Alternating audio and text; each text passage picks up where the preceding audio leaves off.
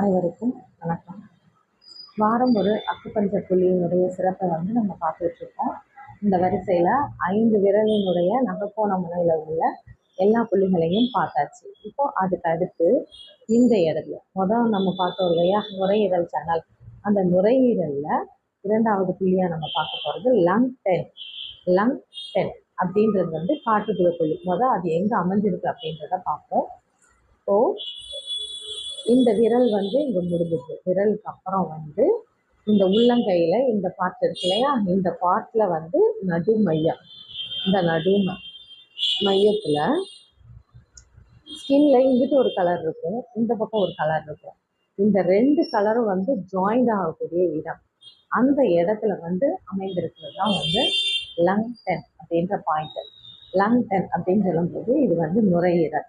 நுரையீரலில் 10 அப்படின்ற நம்பர், இந்த புள்ளி எந்த பூதத்தை குறிக்கும் அப்படின்னா நெருப்பு பூதத்தை குறிக்கும். நுரையீரலின் நெருப்பு பூத புள்ளி இது என்னென்ன பிரச்சனைக்கெல்லாம் நமக்கு உதவும் அப்படின்றத இந்த புள்ளியினுடைய சிறப்பை பார்க்கலாம். நுரையீரலுக்கு உஷ்ணம் ஏன் தேவை, உஷ்ணம் ஏன் வேணும்? நுரையீரலில் தான் வாயு பரிமாற்றம் அப்படின்ற ஒரு விஷயம் நடக்குது. எந்த பொருள்னாலும் அங்கே இருக்கிற அந்த ஈரப்பதத்தை அது உறிஞ்சணும். அதாவது அந்த காற்றில் உள்ள ஈரப்பதத்தை நுரையீரல் உறிஞ்சணும். அப்படின்னா எது உறிஞ்சுன்னா காய்ந்த ஒரு விஷயந்தான் ஈரத்தை உறிஞ்சும். நம்ம சொதப்பான தண்ணியெல்லாம் வச்சிங்கன்னா துணியை வச்சிங்கன்னா அந்த துணியால் திரும்ப ஈரத்தை உரிய முடியுமான்னா உரிய முடியாது.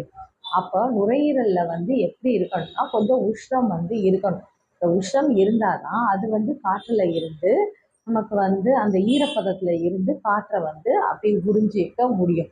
உரியணும் அப்படின்னாவே நமக்கு நம்ம ஒரு தரையை துடைக்கணும் அப்படின்னாலுமே அந்த தண்ணி அப்சர்வ் பண்ணுறதுக்கு என்ன பண்ணுவோம், காய்ந்த துணியை தான் பயன்படுத்துவோம். காய்ந்தது. அதே இது ஈரமாக இருந்துச்சுன்னா முடியாது. அப்போது நுரையீரலில் நீர் கோர்த்துருக்கு அப்படின்றதெல்லாம் என்னென்னா நுரையீரல் ரொம்ப குளிர்ச்சி அடைஞ்சு போய் இருக்குது, உஷ்ணம் இல்லாமல் அந்த இடத்துல இருக்குது. அந்த மாதிரி நேரங்களில் இந்த புள்ளி நமக்கு பயன்படும். இந்த அக்குபஞ்சர் பாயிண்ட்டை நீடில் போடும்போது இந்த நுரையீரலில் நீர் கோர்த்துருக்கிற விஷயங்களும் சரியாகும். ஏன்னா இது நுரையீரலுக்கு ஒரு உஷ்ணத்தை கொடுக்குது.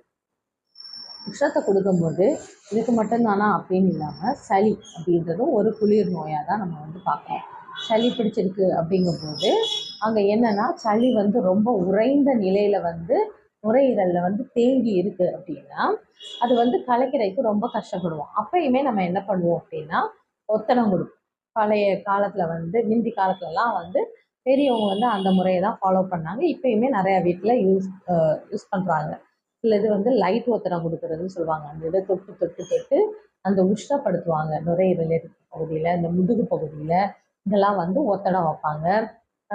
நல்ல சூடான எண்ணெயை கொஞ்சம் பொறுக்கக்கூடிய சூடில் எண்ணெயை தடவி அதில் சூடம் போட்டு காய்ச்சின எண்ணெயை கூட தடவுவாங்க. ஏன்னா நல்ல ஒரு உஷ்ணப்படுத்தும் போது இந்த சளி களைஞ்சி வெளியே வரும் அப்படின்றது. இது வெளியே நம்ம செஞ்சுக்கிட்டு இருக்கோம். அந்த வேலையை இந்த பாயிண்ட் நமக்கு செய்யும். நுரையீரலில் சளி கட்டி இருக்குது அப்படின்னா இதை போடலாம். அப்போ சளி கட்டி இருக்கும்போது வேறு என்னென்ன தொந்தரவு வரும்? இருமல் இருக்கும்.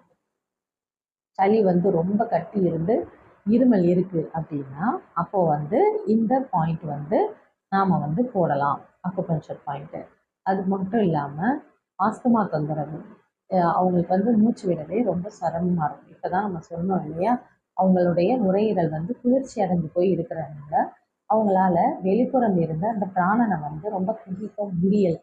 அந்த நேரத்தில் அவங்களால என்ன பண்ண முடியலைன்னா அவங்களுடைய உடல் இயக்கத்திற்கு தேவையான பிராணன் கிடைக்காம அவங்க மூச்சு வாங்குறாங்க. அவங்களுக்கு சுவாசிக்க கஷ்டமாக இருக்குது.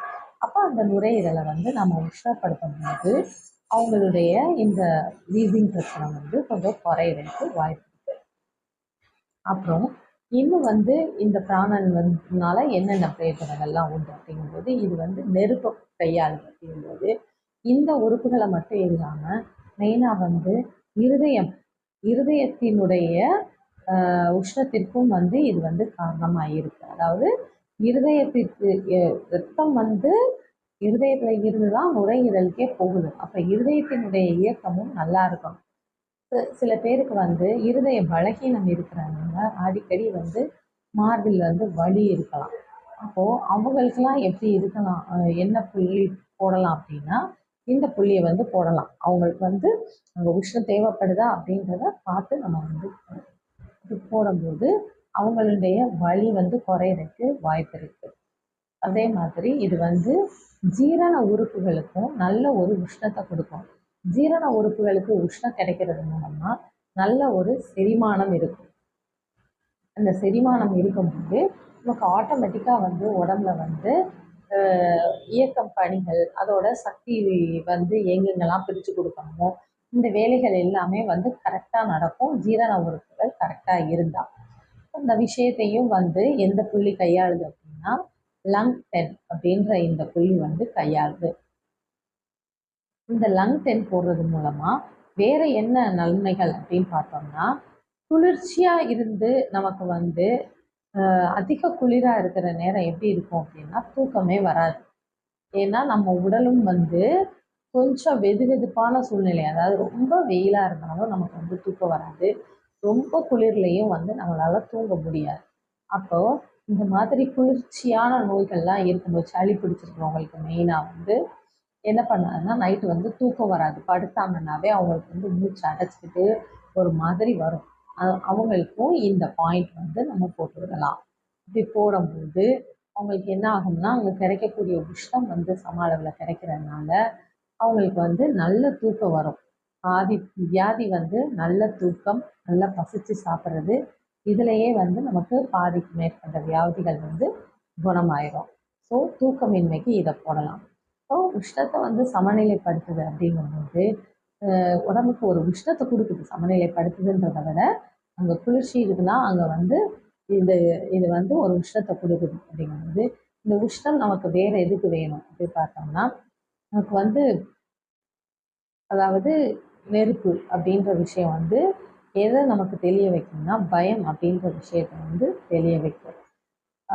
ஒரு இடம் வந்து இருட்டாக இருந்துச்சுன்னா நமக்கு வந்து ரொம்ப பயமாக இருக்கும். அதே இடத்துல ஒரு ஒளி கிடைக்கும் போது நம்மளோட பயம் வந்து கொஞ்சம் குறையும்.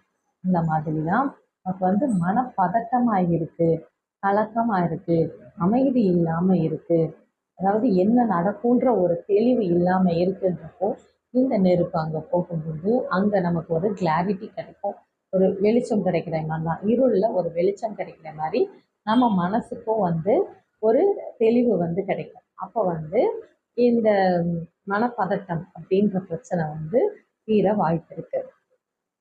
அடுத்து இன்னொரு விஷயம் பார்த்தோம்னா, இது வந்து லொக்கேஷன் அமைஞ்சிருக்கிற இடம் இந்த இடத்துல அமைஞ்சிருக்கு. அப்போ இங்கே இருக்கும்போது நிறைய பேருக்கு வந்து என்னன்னா இந்த பெருவிரல் மட்டுமே வந்து இந்த மடக்க வராமல் இருக்கும். இன்னும் என்ன சொல்கிறேன்னா வளைஞ்சிருக்கும். ஒரு விஷயத்த வந்து தூக்கணும் அப்படின்னா இந்த விரல் வந்து ஒத்துழைக்காது. நமக்கு வந்து இந்த பெருவிரலுடைய பணி வந்து ரொம்ப முக்கியமாக வந்து தேவை. இந்த பெருவிரலில் வந்து நிறைய பிரச்சனைகள் இருக்குது அப்படிங்கும்போது நிறைய பேர் பார்த்தீங்கன்னா இந்த விரலே வந்து அப்படியே கருப்படிச்சு போய் இருக்கும் நகத்தில், ரொம்ப இதாக இருக்கும். நிறைய விரலில் பிரச்சனை வருதுனாவே வந்து இந்த பெருவிரல் பாதிப்பு வந்து நிறைய பேருக்கு வந்து பார்க்க முடியுது.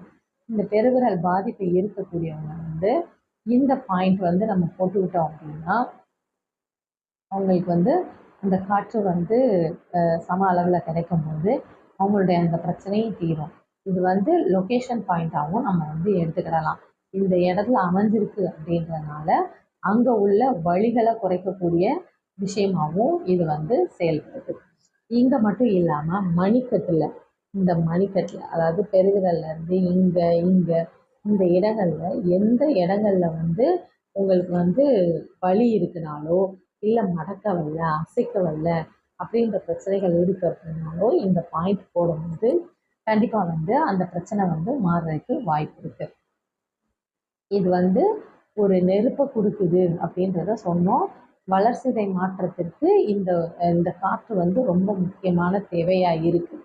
அப்போது இது வந்து நெருப்பை கொடுக்கும்போது எந்தெந்த ஆர்கன்ஸ் எல்லாம் வந்து பலன்படும் அப்படின்னு பார்த்தோம்னா, நமக்கு வந்து வந்து இரைப்பைக்கு வந்து உஷ்ணம் வந்து ரொம்ப தேவை, நம்மளுடைய உணவு வந்து செரிக்கிறதுக்கு. இந்த இரைப்பைக்கும் நுரையீரலுக்குமான சம்பந்தம் அப்படின்னு பார்த்தோம்னா, இரைப்பையில வந்து செரிமானம் இல்லாமல் இருக்கு அப்படிங்கும்போது, அதாவது வயிறு முட்டை சாப்பிட்டோம் அப்படின்னாவே நமக்கு எப்படி இருக்கும் அப்படின்னா, மூச்சு வாங்கிக்கிட்டு நமக்கு வந்து மூச்சு திணறும். நம்மளால ஃப்ரீயாக கூட சுவாசிக்க முடியாது. அப்பா வயிறு நிறையா சாப்பிட்டுட்டேன், மூச்சு முட்டுது அப்படின்ற நிலைமையில வந்து நம்ம இருப்போம். ஸோ அப்போ இரைப்பையில வந்து உஷ்ணம் இருந்துச்சு, அதாவது ஜீரணம் வந்து வேகமா நடந்துச்சுன்னா தான் நமக்கு நுரையீரலினுடைய பணியும் வந்து எளிமையாகும். அப்படி இல்லாம நம்ம இரைப்பையில வந்து நிறைய டம்ப் பண்ணி வச்சிருந்தோம் அப்படின்னா, நிறைய உணவு சேமிச்சு கிடக்கு, செமிக்க முடியாம கிடக்குன்னா, அது வந்து எங்கேயும் பாதிப்பை ஏற்படுத்தும் அப்படின்னா, நுரையீரல்லையும் கண்டிப்பா வந்து பாதிப்பை ஏற்படுத்தும். அந்த மாதிரி நேரங்கள்ல இந்த பாயிண்ட்டை போடும்போது நமக்கு வந்து இந்த பிரச்சனைகள்லாம் தீர்றதுக்கு வாய்ப்பு இருக்கு. வெறும் வந்து அக்குபஞ்சர் பாயிண்ட்டை போட்டு போட்டு மட்டுமே நம்ம வந்து இதை சரிப்படுத்திக்க முடியுமா அப்படின்னா கிடையாது. பிராணம் வந்து உள்ள நம்ம உடம்புக்குள்ள போயிடுச்சு அப்படின்னாவே நமக்கு இந்த விஷயங்கள்லாம் சரியாகும். அப்படின்றப்போ கண்டிப்பா வந்து நம்ம வந்து பிராணாயாமம் பண்ணணும். பிராணாயாமம் வந்து முறைப்படி பண்றது வந்து நீங்க கிளாஸ்க்கு போய் பண்ணலை அப்படின்னா கூட பரவாயில்லை. ஆனா நிமிர்ந்து உட்காந்து ஒரு அமைதியான சூழ்நிலையில நிமிர்ந்து உட்காந்து, உங்களுக்கு வந்து தரையில தான் உட்காரணும்னு கூட அவசியம் கிடையாது. சேர்ல உட்காந்தீங்கனாலும் உட்காந்து கண்களை மூடி இன்ஹேல் எக்ஸ்ஹேல், அதாவது மூச்சை உள்ள இழுக்கிறது வெளியே விடுறது இப்படின்ற இந்த விஷயங்களை வந்து நீங்கள் வந்து ரெகுலராக பண்ணிக்கிட்டே இருக்கும்போது உங்களுக்கு அந்த பிராணசக்தி வந்து மிகுதியாக கிடைக்கும்.